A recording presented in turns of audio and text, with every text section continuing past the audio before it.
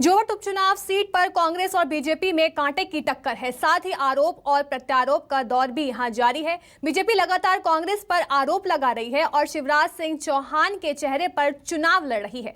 वहीं कांग्रेस बढ़ती महंगाई और बेरोजगारी और 15 महीने की कांग्रेस सरकार द्वारा किए गए कामों को लेकर चुनावी मुद्दा बनाकर लोगों के बीच जा रही है। कांग्रेस के प्रत्याशी महेश पटेल ने बीजेपी पर आरोप लगाए हैं। जोहट जिले में शिक्षा, स्वास्थ्य और बेरोजगारी एक बड़ा मुद्दा है, जिससे लोग काफी परेशान हैं।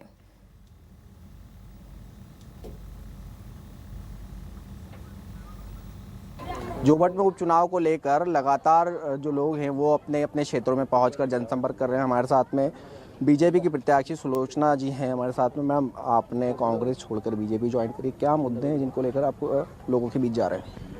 हम लोग हमारे मुद्दे, हमारे आदिवासी भाइयों जो मुद्दे हैं, हमारे आदिवासी भाइयों के लिए रोजगार, और हमारे मुख्यमंत्री जी ने बोला 1 लाख भरेंगे हमारे युवाओं के लिए, और हमारे आदिवासी भाइयों के जो योजनाएं चल रही हैं वो काफ़ी सराहनीय है।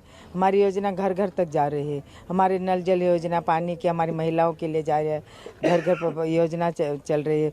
हमारे अनाज देने का 1 रुपये किलो गेहूँ, चावल, नमक दे रहे हैं।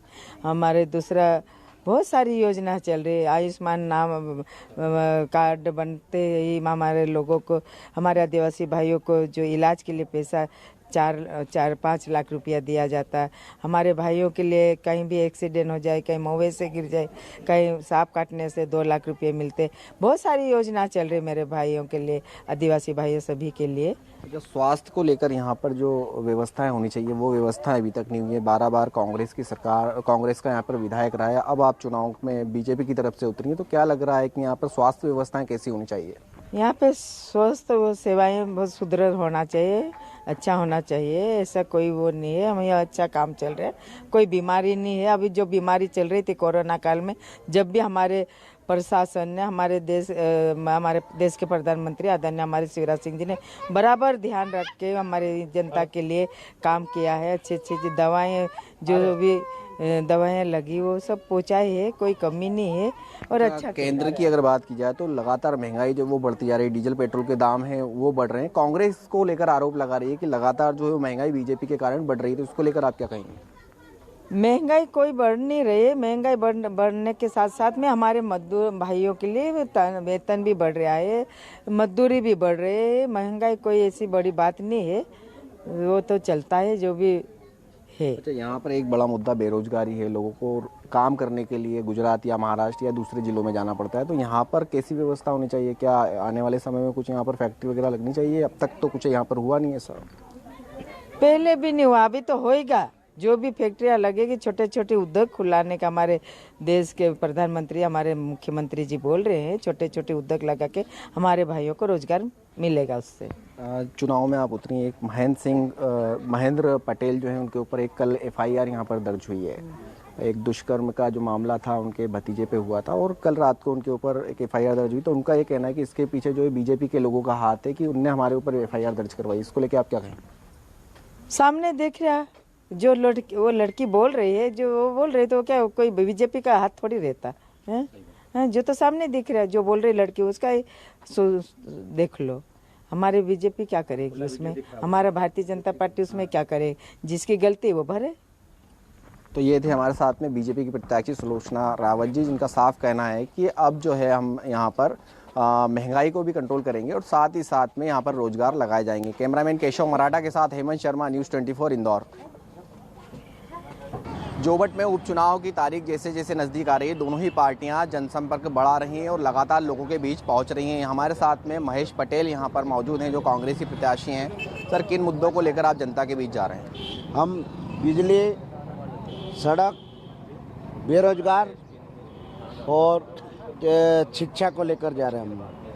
यहाँ से जो मुख्य मुद्दा है, जो पलायन का मुद्दा है, यहाँ से लोग लगातार जो है वो पलायन कर रहे हैं और उनको या तो गुजरात जाना रहता है नौकरी करने के लिए या मजदूरी करने के लिए, या महाराष्ट्र जाते हैं। तो इसको रोकने के लिए किस प्रकार से आप यहाँ पे मदद करेंगे? भारतीय जनता पार्टी की 15 साल सरकार रही, यहाँ पे कोई रोजगार नहीं है, तो इसलिए गुजरात जा रहे, महाराष्ट्र जा रहे, कोई राजस्थान जा रहा, यहाँ तक कि कर्नाटक तक भी यहाँ पे मतलब मजदूरी के लिए जाना पड़ रहा। यहाँ के कोई मरेगा भी नहीं चालू है, कई ऐसे योजनाएं बंद पड़ी हुई है 15 सालों से, तो इसलिए पाइलन हो रहा है।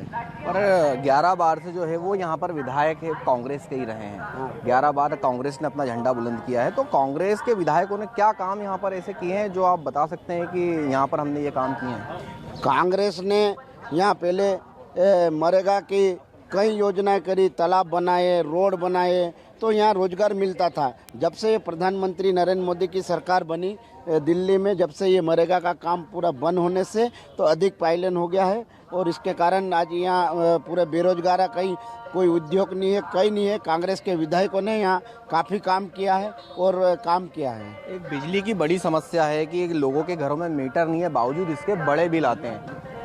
बिजली का जो पूरे अलीराजपुर ज़िले में एक जो कि ठेके हुए थे, राजीव गांधी का भी हुआ था, राजीव गांधी के मिशन के तहत भी खंभे लगे हैं, लेकिन आज जो ठेकेदारी द्वारा जो कि फर्जी बिल निकाल के चले गया है, भग गया, और कई जगह काम बंद पड़ी, और कई जगह आज भी अंधेरा है, चाहे कठियावाड़ा इलाका हो, चाहे भाभरा इलाका हो, चाहे उदयगढ़ इलाका, आज भी कई जगह लाइट की समस्या है और हजारों के बिल दिए जा रहे हैं।